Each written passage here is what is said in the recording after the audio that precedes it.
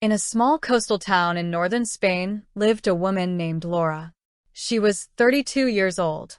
Almost her entire adult life, she had spent beside her grandmother, Maria Esther, an elderly, stubborn, yet deeply warm woman who had once replaced both a mother and a father for her.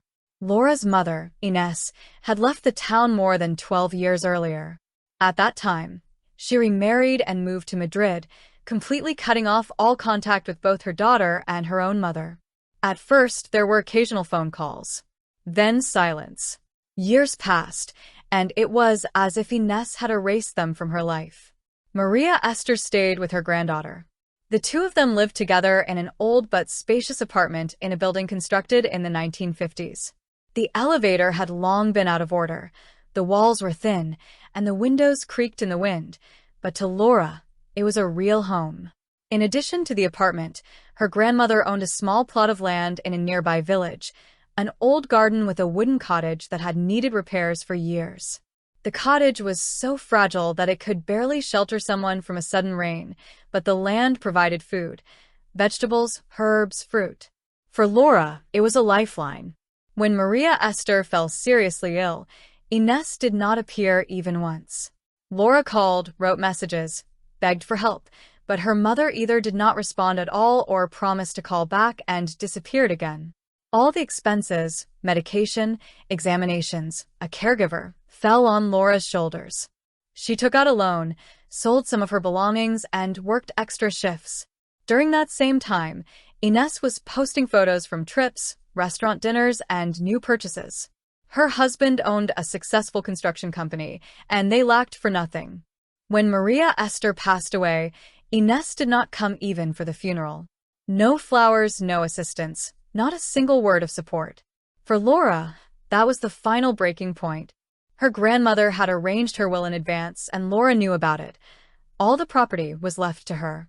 It was a deliberate decision on Maria Esther's part. She did not want the daughter who had abandoned the family to claim anything she had had no involvement with for years. Just over a week after the funeral, Inés suddenly appeared. She did not come to say goodbye, but arrived afterward, coldly surveying the cemetery without shedding a single tear. Almost immediately, she raised the issue of inheritance.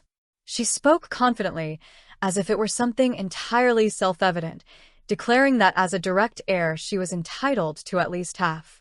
Laura reminded her about the will. Inés flared up, began shouting about injustice, about how she had been cheated. Then Laura finally asked her why she needed all this. Even if the apartment and the land were sold, by Spanish standards the proceeds would be modest, at best 40,000 euros.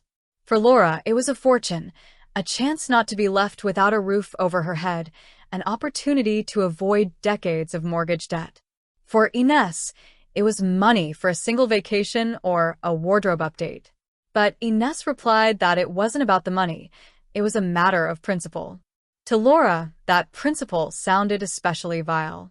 Principle, in Inés's understanding, meant not being there for her dying mother, not supporting her daughter, not coming to the funeral, and then showing up to demand a share. Laura refused to give anything voluntarily. She said her grandmother would never have wanted that, and that Inés herself had crossed them out of her life many years ago. A few days later, Laura received an official notice.